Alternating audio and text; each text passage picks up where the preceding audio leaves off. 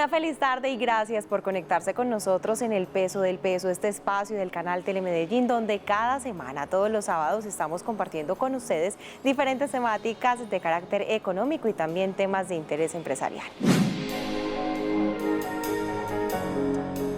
Para el primer semestre del 2023, según la Cámara de Comercio de Medellín para Antioquia, se crearon más de 17.900 empresas. Y es que el emprendimiento es algo fundamental en este año y que ha tenido un crecimiento importante precisamente después de pandemia.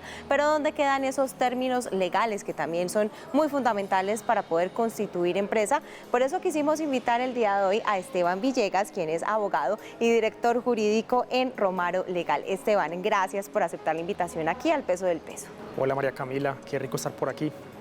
Bueno, Esteban, con respecto a esas empresas que van a comenzar o que de pronto están interesados esas personas naturales en registrar o comenzar un emprendimiento, ¿qué tipo de asesoría se les puede dar y qué se les recomienda para comenzar? Bueno, María Camila, yo quiero decir que en este momento vemos socialmente un fenómeno que hoy está más en tendencia que en cualquier otro momento, y es que todas las personas están procurando iniciar un proyecto, ya sea quienes estén vinculados a una empresa con un contrato y quieran un ingreso extra, o quienes desde hace rato venían con la idea de montar su negocio, montar su proyecto, y hoy está en tendencia a eso, y poniéndolo en un término más conocido es iniciar un emprendimiento, listo. Y a la hora de iniciar un emprendimiento, entonces la gente, digamos que empieza a analizar diferentes aspectos que abarcan pues mucho más allá de lo legal, ¿cierto?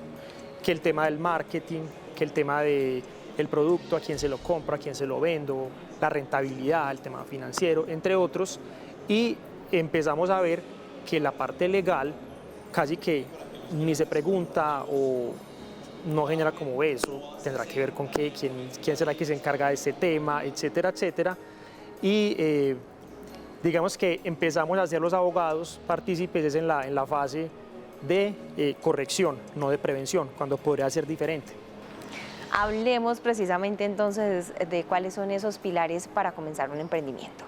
Sí, claro. Bueno, como venía diciendo, a la hora de iniciar un proyecto, digamos que existen diferentes aspectos a tener en cuenta, que son muy importantes. Obviamente la parte legal no mueve un emprendimiento, no mueve una empresa, es solamente como una ficha más, ¿cierto? Sin embargo, si esta parte legal desde el comienzo no se analiza, a medida que va ejecutándose el proyecto van surgiendo alertas que generan riesgos que pueden acabar con la empresa. Por eso nosotros digamos que en términos muy generales identificamos por lo menos en este momento unos 4 o 5 pilares que todo emprendedor debe tener en cuenta a la hora de iniciar un proyecto, ¿sí? Digamos en términos muy generales. En primer lugar, hablamos de a través de qué voy a actuar, ¿sí? Si voy a actuar como una persona natural o si voy a actuar a través de una persona jurídica. Esa es la primera pregunta que siempre nos formulan. ¿Qué es mejor? ¿Actúo directamente como persona natural o voy a la Cámara de Comercio, creo una empresa con un NIT, etcétera, etcétera? ¿Cierto? Digamos que este pilar lo podemos llamar, como por decirlo así, el ámbito societario, ¿sí? ¿Voy a hacer una sociedad o voy a actuar yo? Listo. Frente a esto, digamos que hay que tener en cuenta cuál es el principal beneficio de actuar a través de una sociedad y cuál es el efecto de actuar directamente. Te pongo un ejemplo. Si tú vas a iniciar un proyecto de, no sé, vas a traer perfumes de otro país, los vas a importar y acá los vas a comercializar. Si tú actúas como persona natural, quien está vinculada, digamos, en cuanto a la responsabilidad patrimonial, a lo que está pasando allí, eres tú directamente. Entonces, si tienes un problema en la DIAN, si tienes un problema con un consumidor, si tienes un problema con la Secretaría de Hacienda, si un trabajador te demanda, va a ir directamente en contra tuya, ¿sí? Por el contrario, si tú actúas a través de una persona jurídica, de una empresa, se genera ese efecto de la separación del patrimonio tuyo, del accionista, el dueño, ¿cierto?, el que está detrás, y el patrimonio que está respondiendo frente a todos estos riesgos de la actividad empresarial. Entonces, ese es el principal beneficio de constituirse como empresa, de actuar a través de una persona jurídica, sin perjuicio de que en algunos eventos, cuando las personas arrancan muy precariamente así, de la subsistencia, pues uno no puede decir, no, monte ya una empresa porque tiene unos costos, unas cargas administrativas que hay que atender, ¿cierto? Y digamos que en ese caso habrá que recomendar a la persona, bueno, evaluemos según el momento de tu emprendimiento si es mejor que por lo menos por ahora actúes directamente, pero con una proyección a que en cierto momento ya te formalices, o si de una vez es necesario que lo hagas. Y un criterio muy importante, casi que determinante para determinar pasar de aquí a acá, es un tema, digamos, ya más técnico, que es el tema del IVA, del impuesto sobre las ventas. Vuelvo a tu mismo ejemplo con los perfumes. Cuando tú traes los perfumes y los empiezas a distribuir acá y a vender, tú como persona natural en principio no eres responsable de IVA. Entonces cuando tú vendes tus productos no tienes que responderle a la DIAN por ese impuesto, ¿cierto? Pero si tú sin ser empresa llegas y cumples ciertas condiciones que están ya normativamente establecidas, entre ellas que tengas unos ingresos superiores casi a 150 millones de pesos al año, automáticamente te conviertes en responsable de IVA, ¿sí? Y por tanto lo que vendas va a estar grabado con este impuesto. ¿Listo? Entonces encontramos muchas personas que por falta de conocimiento, por ignorancia, por no querer pues, buscar una asesoría, ya sobrepasaron por mucho este monto y siguen actuando como persona natural. Es decir, eres una persona natural ya responsable de IVA, ¿sí? Y estás completamente exponiendo tu patrimonio a los riesgos de la actividad empresarial. Es decir, si estás en el escenario, casi que estás en igualdad de condiciones en cuanto a cargas tributarias, económicas, contables, jurídicas y demás, pues ¿por qué mejor no estar protegido a través de una sociedad? Digamos que esa es la explicación como concreta de si es mejor actuar a través de una empresa, sociedad o a través de como persona natural. De pronto podríamos hablar que existe un punto que yo debo tener en cuenta, un punto de partida para comenzar a buscar asesoría para mi emprendimiento o de pronto ya empresa. Bueno, primero yo creo que el punto para buscar una asesoría debería ser el punto cero, ¿sí? No quiere eso decir que la asesoría sea formalícese ya, listo, porque usted puede arrancar como una persona natural, pero con sus contratos, vinculando a sus colaboradores, cumpliendo con las normas, ¿cierto? Pero tratando de, en el momento, evitar un poco la mayor carga administrativa posible que te puede no ser lo más rentable para tu proyecto hoy. Pero mira que eso implica una asesoría inicial, ¿cierto? Pero el momento determinante para decir, me voy a formalizar, yo creo que el mismo entorno te lo va diciendo. Hay un momento en el que se te empiezan a cerrar puertas con proveedores, con clientes, con aliados, porque pues me da más confianza ver que me envíes una factura que una cuenta de cobro, ¿cierto? Me da más confianza ver que estás formalizada, que hay un respaldo, a ver que simplemente eres tú con tus productos allí arrancando. El mismo entorno te lo va diciendo, ¿sí? Pero sin duda un punto determinante para tú saber si te formalizas o no es el tema del IVA.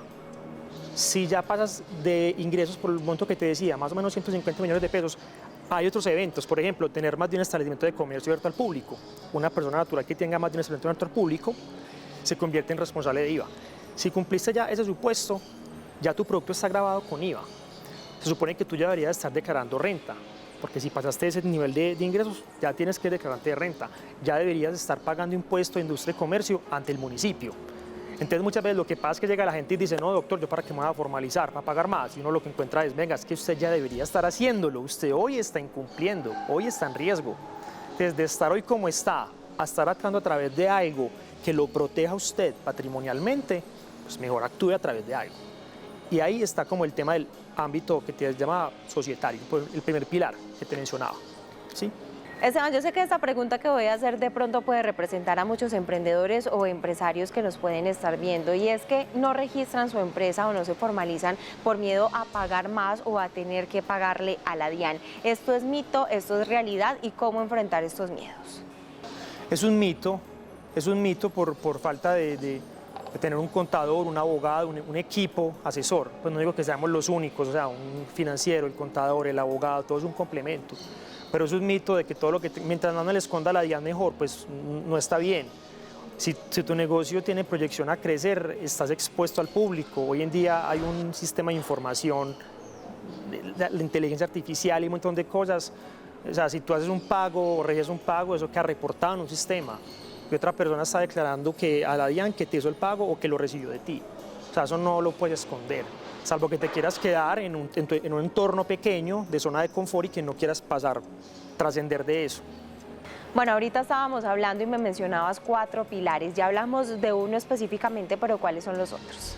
Inicialmente estaba que era como a través de qué puedo actuar, y en este pilar también está como, bueno, si voy con más personas al proyecto, si voy con socios, con amigos, pues debo definir unas reglas de juego, ¿sí? Entonces vemos que contingencias básicas que pasan en el día a día es que el emprendimiento arranca, el proyecto va en ejecución y llega un disgusto con el socio por la entrada de un nuevo socio, o porque el que está se quiere salir, o porque el proyecto requiere más recursos. Bueno, ¿quién los pone? Los pone como préstamo, los pone como aporte, ¿cierto? Este tipo de cosas son las que nosotros como abogados tenemos el rol de establecer esas reglas de juego a la hora de arrancar ese proyecto. Ese es el ámbito societario.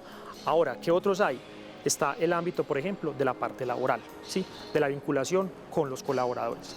Típica contingencia que ocurre cuando tú traes tus perfumes, empiezas a distribuir a todas las ciudades de Colombia feliz, y por allá tienes un problema con un colaborador que llega y te dice, listo, me vas a terminar el contrato, me voy de acá, pero ven, págame por favor mis prestaciones sociales, que no me pagaste nunca en 2 años, págame por favor la seguridad social que nunca me pagaste en 2 años, te voy a denunciar ante el ente de control que nunca me pagaste la seguridad social, y te ganas un problema. ¿Por qué? Por no haber hecho una correcta formalización. O sea, no estamos hablando de si actúa a través de una persona jurídica o no, sino simplemente tener un contrato laboral con una persona y cumplir lo que la ley me dice. Debo pagarle prestaciones, debo pagarle seguridad social, cumplir con las normas del régimen laboral. Para eso se requiere, entonces, desde el momento cero que dice ahorita, contar con una orientación, entonces sea mínima, ¿sí? Entonces está el tema laboral, está el tema de intangibles. En intangibles hablamos en genérico de tanto marcas, todo lo que llamamos técnicamente propiedad industrial, marcas, nombres comerciales y demás, y derechos de autor. Listo. Hoy en día, de moda, en tendencia, full, el tema del registro de la marca. Cada vez la gente va tomando más conciencia, pero aún se sigue viendo mucho cómo siguen ocurriendo contingencias frente a esto.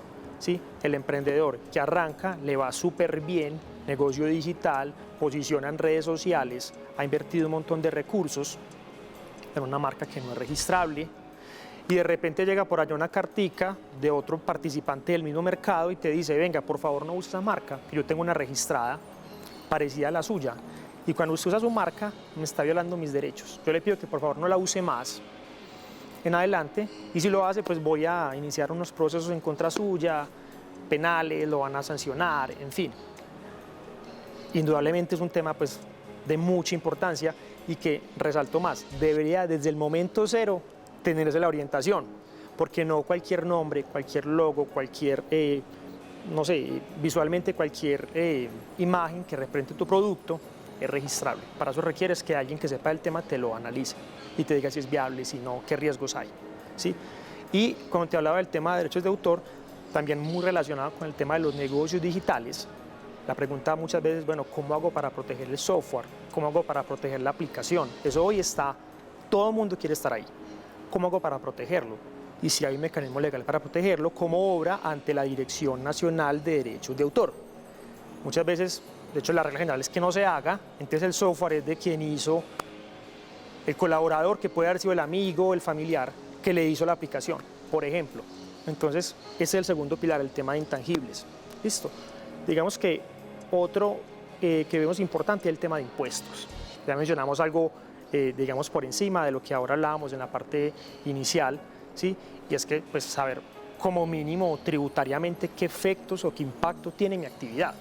Si mi producto está gravado o no, porque si voy a ser importador, si voy a ser exportador, si de pronto me conviene más tener una tributación sobre los ingresos brutos o sobre la utilidad. No necesariamente una es mejor que la otra en términos obvios, eso hay que hacer un ejercicio con el contador, con el abogado, y tomar la respectiva decisión. Mirar qué beneficios tributarios puedo encontrar, por ejemplo, hasta el año pasado el tema de economía naranja, tema del beneficio de renta exenta por agro, hotelería y demás. O sea, es un tema de buscar la orientación. Listo. Está el tema de impuestos, Y hay un tema, digamos, general, digamos, como el tema de cumplimiento normativo, cumplimiento regulatorio, ¿sí? Tu actividad puede tener una regulación particular, ¿listo? Por ejemplo, el tema farmacéutico tiene una regulación particular, el tema de alimentación tiene una regulación particular, el tema de energía tiene una regulación particular. Hoy en día entonces nos preguntan, bueno, yo trabajo con blockchain, con criptomonedas, con cosas así, bueno, entonces vamos a ver qué ha dicho la regulación puntual, aunque hoy es escasa, qué han dicho los entes de control, en qué está cada cosa. Digamos que es como el último ámbito, no último porque sea menos importante, sino como lo básico es lo otro que te estoy diciendo, pues sociedad, colaboradores, impuestos, marca y todo esto, pero también, bueno, si mi actividad implica que yo tenga un permiso especial ante una entidad de control, pues a ver, hay que tenerla, o si no, llega la sanción. El escenario ideal siempre será seguir estos pilares que mencionabas anteriormente en el proceso de creación de un emprendimiento o una empresa y buscar asesoría desde el punto cero. Sin embargo, aquellas personas que ya tienen un emprendimiento, que ya tienen una empresa y que de pronto ya también tienen un problema o un inconveniente y necesitan asesoría o también ayuda legal, pues ¿qué se les recomienda? ¿Qué se les puede decir a ellos? Sí, pues mira, pues sí, tienes toda la razón, o sea, el escenario ideal es el que estoy pintando, pero no es el que pasa, ¿sí? Cuando ocurre una contingencia en cualquiera de las áreas que te estoy diciendo, pues lo primero es en verdad aceptar que se requiere una ayuda de un externo. Pues hay mucha gente que dice, yo puedo con todo y pues no tengo que buscar a nadie más porque yo aquí resuelvo y yo hablo con mi proveedor, hablo con la DIAN y hablo con el que sea. Bueno, primero es aceptar que se requiere una asesoría de un externo, ¿cierto? Y estar abierto a lo que esta persona tenga para aportarle. Es un tema también pues como de receptividad, ¿cierto? Muchas veces cuando nos buscan es como, tengo un problema porque me llegó un tema de la marca, no sé, y uno llega y ve que todo está terrible, que hay problemas porque no se ha pagado industria y comercio, tienen sanciones ante la DIAN. Es como, no, yo me encargo de lo demás, tranquilo. Únicamente, como quien dice, no se meta ahí porque de pronto me dice algo peor de como ya sé que está. Y es como, no, pues, o sea, nunca es tarde para corregir lo que se pueda corregir, pues no alargues más el daño que ya se está causando, ¿cierto? Entonces, obviamente, idealmente en el momento cero, pero si posteriormente, debido a una contingencia, es requerido llamar a un abogado, a un asesor, pues que las puertas estén abiertas para que éste pueda hacer su trabajo y corregir lo que sea posible. No es fatal, pues, y que sea algo que definitivamente no se logre. Hay situaciones muy desafortunadas, como por ejemplo una sanción de una superintendencia, una sanción de la DIAN, una sanción de cualquier ente de control, que sí pueden quebrar una empresa. Y hay eventos en los que pues, uno tiene que decir, pues aquí no tenemos nada que hacer, ¿cierto? Pero no es que sea la regla general, siempre habrá que buscar alguna solución. Muchas gracias a nuestro invitado en El Peso del Peso. Es momento de hacer una breve pausa. Ya volvemos con más información.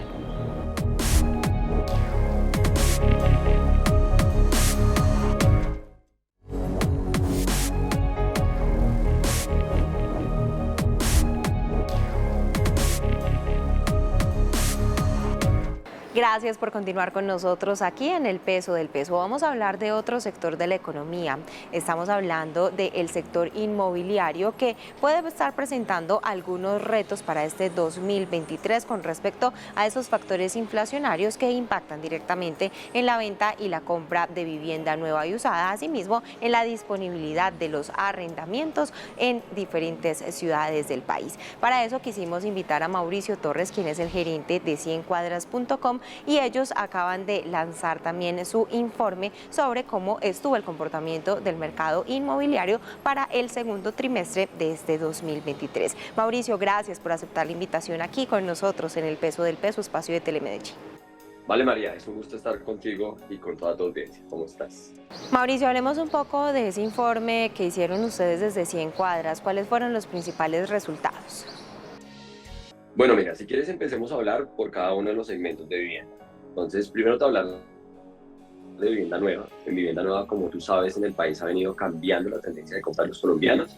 Esto debido al cambio en las tasas de interés, porque han venido creciendo y eso, pues, por supuesto, limita la capacidad de comprar los colombianos. Por ende, ha venido disminuyendo. Estamos viendo con Camacol en últimos días que la tendencia ya empieza a cambiar, pero no es disminuyendo respecto a los años anteriores. En Colombia, vivienda nueva se vendían en promedio unas 220.000 unidades. Este año estaremos llegando a las 100.000 unidades, pero ya hay una tendencia que cambiar y empieza a mejorar. Hay una disminución del 70% en términos de las viviendas nuevas que se han vendido, pero tanto el gobierno como las entidades y nosotros del Grupo Bolívar venimos haciendo esfuerzos importantes para que con nuestros constructores tengamos mejores ofertas, unos buenos descuentos y que podamos reactivar el sector en términos de vivienda nueva. En vivienda usada el sector se viene manteniendo. Si bien es cierto, los precios cambian un poco. El año pasado, este año crecieron un 7.7% en promedio los precios de la vivienda usada.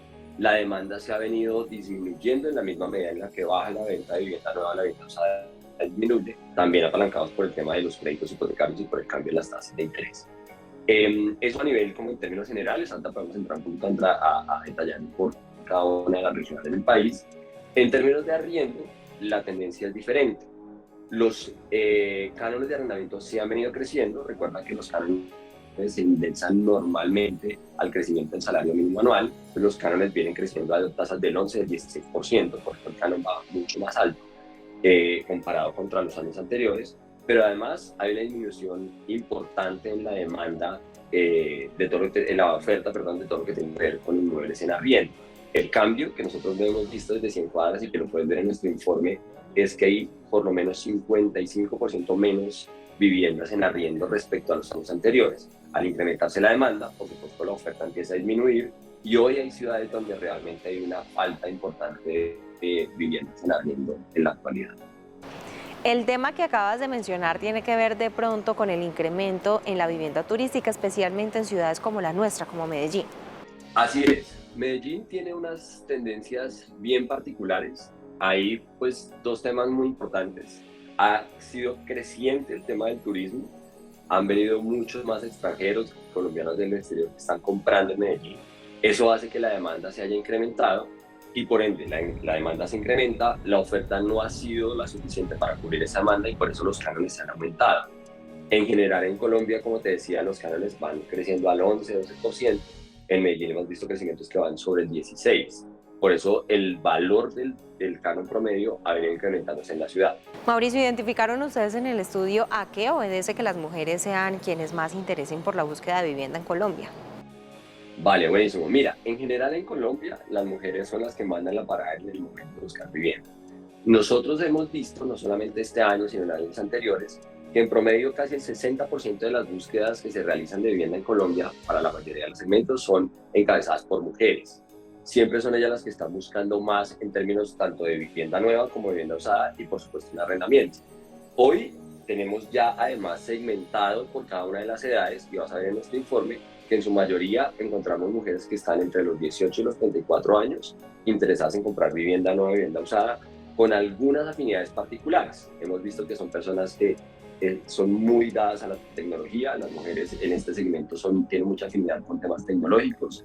En otras afinidades hemos visto que les gusta el cine y les gusta, por supuesto, algunas otras líneas como todo lo que tiene que ver con entusiastas de entretenimiento y demás. Sobre todo apalancado, como te decía, en mujeres que están en edades entre los 18 y 34 años, que es el segmento que más se mueve normalmente y que más busca vivienda en Colombia.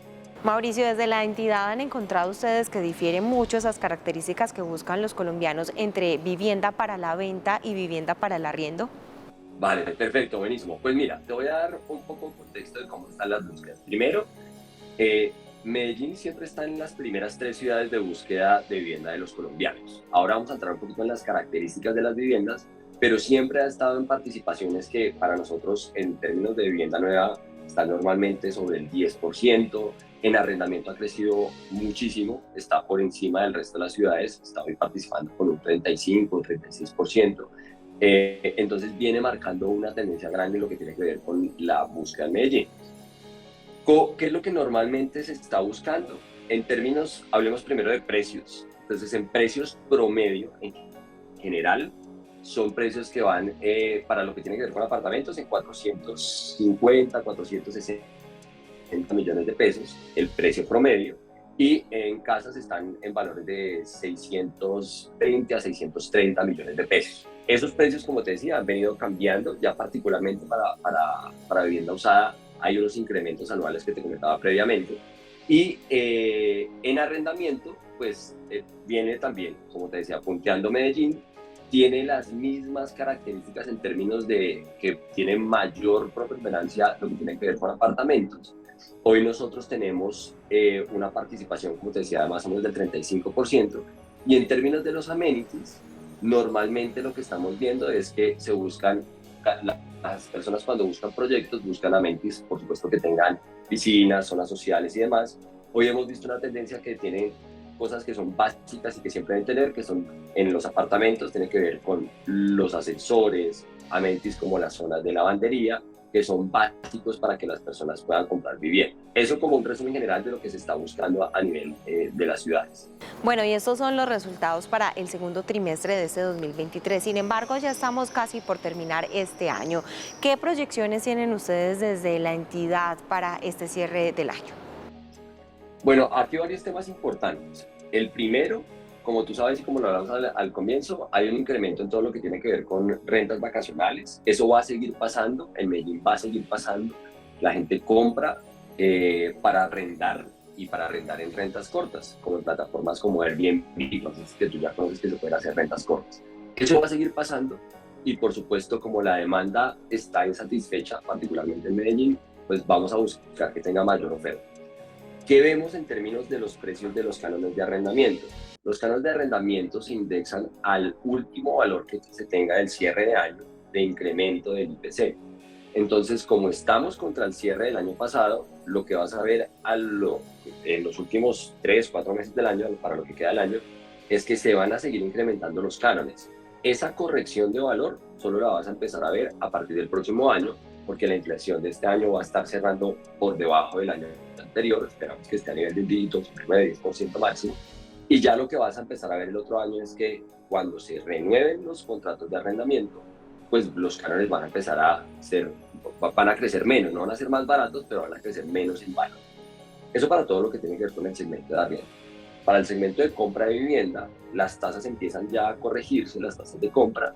Tú sabes que estuvimos en tasas que llegaron hasta el 23%, hoy la tasa promedio está en el 19-20% para comprar, pero ya hay bancos que están haciendo esfuerzos. Banco de Vivienda tiene tasas para compra de vivienda desde el 14% y otros bancos están en la misma iniciativa. Las tasas van a empezar a cambiar y por ende en compra de vivienda eso va a empezar a reactivar el sector. Los constructores están dando descuentos para compra, eso quiere decir que tú puedes comprar vivienda con un valor menor y los colombianos se están apalancando en subsidios que ya no son de Mi Casa Ya, están apalancados en otros subsidios como las cajas de compensación, en las coberturas locales por supuesto. Entonces las cajas de compensación van a ser un aliado importante para que los colombianos puedan comprar porque les ayudan con una parte de la cuota inicial. Hoy se entregan hasta 35 millones de pesos. Entonces ahí vamos a empezar a ver la corrección de compra de vivienda y lo que te contaba de arrendamiento. Mauricio Torres, gerente de 100cuadras.com, muchísimas gracias por aceptar la invitación aquí al Peso del Peso. Gracias María, a ti, muy amable por el espacio. Así llegamos al final del Peso del Peso. Muchísimas gracias a ustedes por conectarse. Recuerden, nos vemos todos los sábados a la 1:30 de la tarde aquí por Telemedellín.